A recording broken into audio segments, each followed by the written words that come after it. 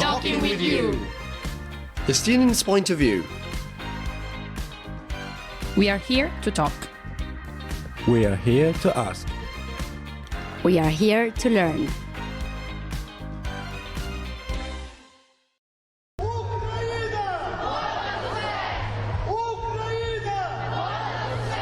Welcome to the first special episode of Talking with You, a podcast where the student point of view matters. My name is Felix. And my name is Daniele, and we will be your hosts for today.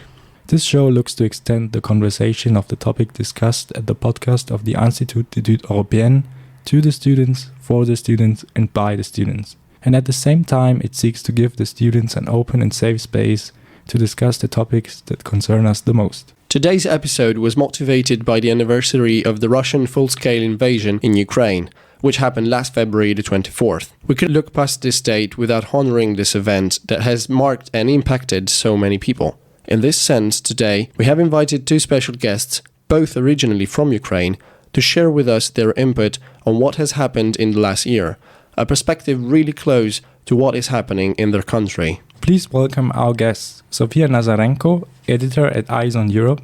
Hi, Sofia. Hi. And Zinchenko, also an editor at Eyes on Europe. Hello. First of all, we would like to thank you both for being here today. We recognize that this is an emotional topic, so we really appreciate you being here sharing with us and our listeners this valuable insight. The first question I would like to ask you is, how do you perceive the changes that Ukraine has been going through in the past years, since the Revolution of Dignity in Maidan in 2013-14, before the beginning of the war? How has your country changed, and how did you perceive this on a personal note? For me, personally, I think Ukraine changed for better, even though you could find some negative matters that happened since the Revolution of Dignity. But I could say that, Ukraine has proved that it is a European and democratic country. Mm-hmm. And how about you, Sofia? I agree with Lev, and I also want to say that we made our European choice to the European Union, and we also showed that we have our own identity, not as Russians, but our own culture and our own country. We proved that we really want to rule our own country without Russians. Mm-hmm. So I also have a question for you. Monday, the 24th of February 2022 has forever changed the history of Europe, as Russia began its full-scale invasion of Ukraine's territory, which is clearly in violation with international law. How did you both learn about the attack that day, and what did you feel? That day, Russians didn't bomb Zaporizhia, it's my hometown, but I learned it from the news. I was shocked, and I think that maybe first week I had a feel of hoping, because I thought that they will not bomb us every day like during the Second World War, but they did, and they do it now. I mean, I still cannot believe that it happened. And how about you, Lev? How did you learn about the attack, and what did you feel? Well, I must begin with the fact that I've been waiting for it. I felt that it is coming by talking with my friends, talking with the people who were working in the Ukrainian parliament, with the diplomats. But how did I learn about it? I was in anticipation throughout a month, probably waking up at 5 o'clock, checking my phone if the invasion started. And that day, on the 24th, I remember I just opened my phone and I saw the post made by one of the organizations in Canada, which is, Ukrainian organization, which said that Russia started the invasion. And then I called my relatives in Ukraine to actually ask them, what is happening? What are you doing? I'd say that's really terrible, actually, and it really shows that this day actually forever altered also personal life, because it changed so much also for yourself and your experience, also for your families, which is really horrible. Now, since the beginning of the invasion, the European Union and its member states have been supporting Ukraine via financial assistance, the reception of refugees and sending weapons. At first quite hesitantly, it must be said, but now more and more. Can you tell us a little about what you think about the response the Union has given? First of all, I would like to say thank you to the European Union for supporting us. I think that during this year of full-scale invasion, the EU did a lot, for example, with 10 package of sanctions. For example, I know that it was hard for European economy to make deal with it, but still, but I think that anyway, war is still in Ukraine and we still need more weapons. We still need to fight with Russia, and I want just to ask for more weapons, and that's all, because we really need this. And how about you, Lev? Well, I think that the EU has made a lot. At the same time, what led to the invasion? To a certain extent, inactions towards Russia that were done by the EU member states. And I think that the sanction packages that Sofia actually mentioned, they came a little bit too late. They should have been done before the invasion, so we could just see a peaceful Ukraine. But I wouldn't theorize about what would happen. We are in a reality, and I think the EU must do more, as well as the member states, because it's their duty. I'm obviously thankful for that, but we need more weapons. Yeah, I agree with your opinion, and I can imagine how the feeling can be bittersweet in a way, because like on one side you're thankful, but on the other side you're conscious that you need more, and also that, as you said, that maybe more could have been done before to avoid the present situation. So we also have another question for you two guys. Your president, Ukraine's President Zelensky, declared in various speeches that Ukraine definitely intends to join the EU, as it sees itself as a part of Europe and also like defending Europe at the moment. What do you two personally connect with EU membership, and why is it to you so important in a personal way, but also for your country? Well, I must say that most of the Ukrainians, they associate themselves as Europeans. It's probably a trend that is very unusual for Europe and member states when the citizens actually think of themselves as Europeans. But I think there's no other way around. Ukraine will be a part of Europe. It is a part of Europe, and it will be a part of the European Union. Even though I do agree that Ukrainian domestic politics might be somewhat politicized and not very clear for the EU. There are always problems that arise. But I think it is imminent that Ukraine will become a member of the European Union. And what do you like personally also connect with EU membership? So why do you personally want also the Ukraine? Do you have any like feelings of what like you connect with the EU membership? Open borders or something? Like there's so many like things. Well, obviously, I like the concept of the European Union and open borders, not just for the people, but for the goods, services. Being part of the revolution and my family being a part of the revolution, I think it proved the fact that we want to be Europeans. And that was a breaking point in the history of Ukraine for those who participated in the Revolution of Dignity. And what about you, Sofia? What do you think about that? I think that Ukraine and Ukrainians paid a huge amount for European choice. For example, we lost a lot of people in this war and also in revolution. So I think that anyway, we should get this membership because we did a lot, and now we are also doing a lot, and we are doing reforms to get membership. I know that it will not be very fast way or very easy way for Ukraine, but I think that it's really good that we will have a lot of domestic reforms, which is also going now, even during the war. And I hope my country will be more democratic, because now it's more or less democratic. But still, I think that also we share a lot of same values with people from the European Union. So let's say Poland and Ukraine, what's the difference? I mean, we are really close. And I think why Poland can be the part of the EU and Ukraine cannot, it's a question. And it's also a political question that if we will not be part of the EU, Russia also will invade maybe in 5 or 10 years after this war. That's definitely a legitimate question, and I think there should be way more debate about that in any case. On some occasions, you specified that the war did not start 1 but 9 years ago.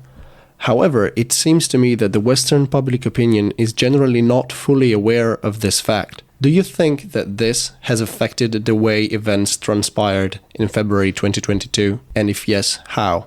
Yeah, I mean, you're completely right about that, to be honest. Because I think there is a problem with terminology, and I think the February of 2022 actually showed that Europe can cut those informal ties, stop this soft power of Russia that actually, it is propaganda that Russia actually spread the fact, tried to influence people's minds, not to say that it is the worst since 2014, since the invasion of Crimea. But yeah, it's now. I do think it is a huge problem in Europe that people think it started a year ago.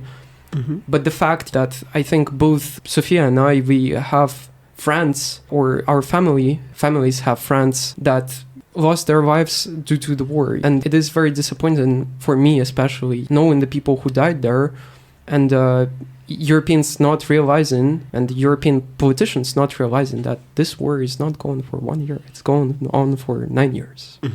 I completely agree with Leb, and I also agree that Europeans didn't understand before this full-scale invasion about what's going on in Ukraine. And I mean, for me, it's clear that if somebody go to the territory of another country and illegally occupy even a centimeter of this territory, it's a war and it's an invasion, and we cannot call it by another words, because I mean, even if you will not call it war, invasion, etc., but we have international law, so we should go directly according to this law.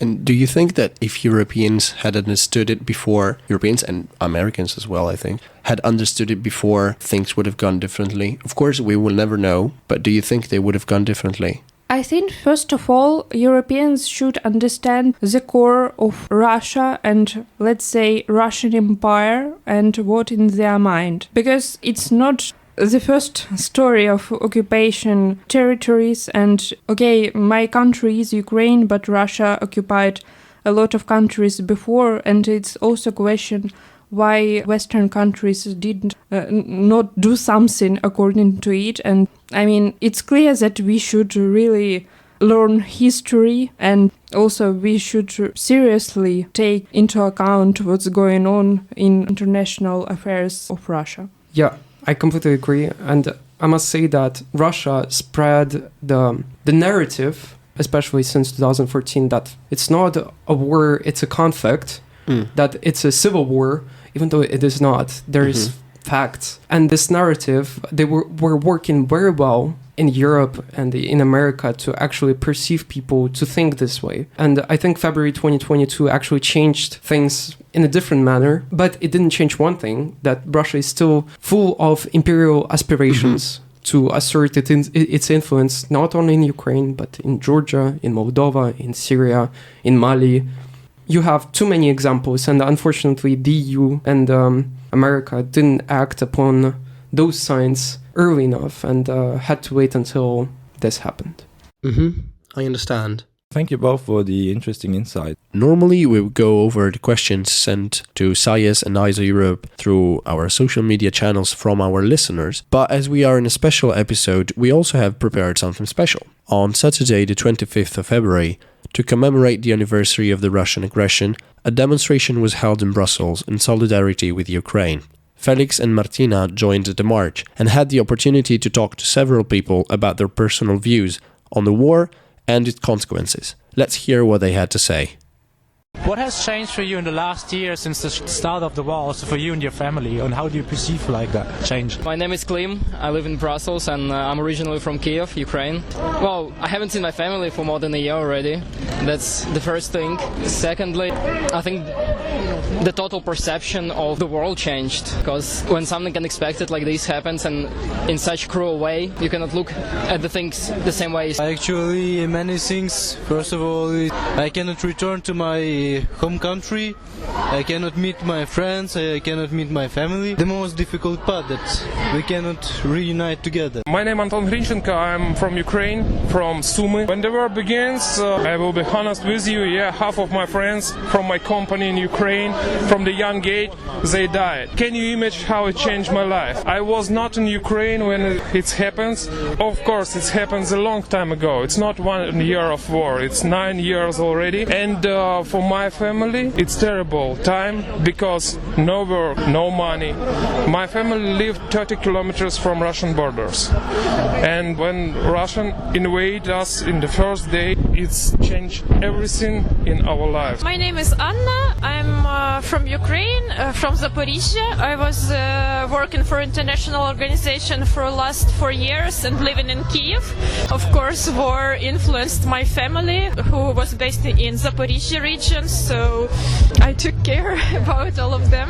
What is your perception towards the action of the EU concerning Ukraine? Well, as most of the Ukrainians, I would say that EU doesn't do enough, but at the same time, I fully respect the democracy of European Union, and I see that it's at the first place decision of the people who live in Europe, what they want to do. Of course, they have to sacrifice certain things like some comfort things and also, for instance, pay more for electricity and gas, but if they understand the bigger picture, if they understand why they're doing it, and if they're doing it willingly, I'm very thankful to them. I think government does everything that it can, so give us the weapons and help, for example, people in struggles and make the documents for us, find the accommodation for us, so like the help is enough for me, but support from the people, I'm not sure, because I see a lot of support from Belgians, but I also see a lot of bad and controversial opinions from older people, because I heard a lot bad about myself. I will answer just like our president in US. No, it's not enough. Give us more weapons. But regarding the way they have handled the humanitarian side of it,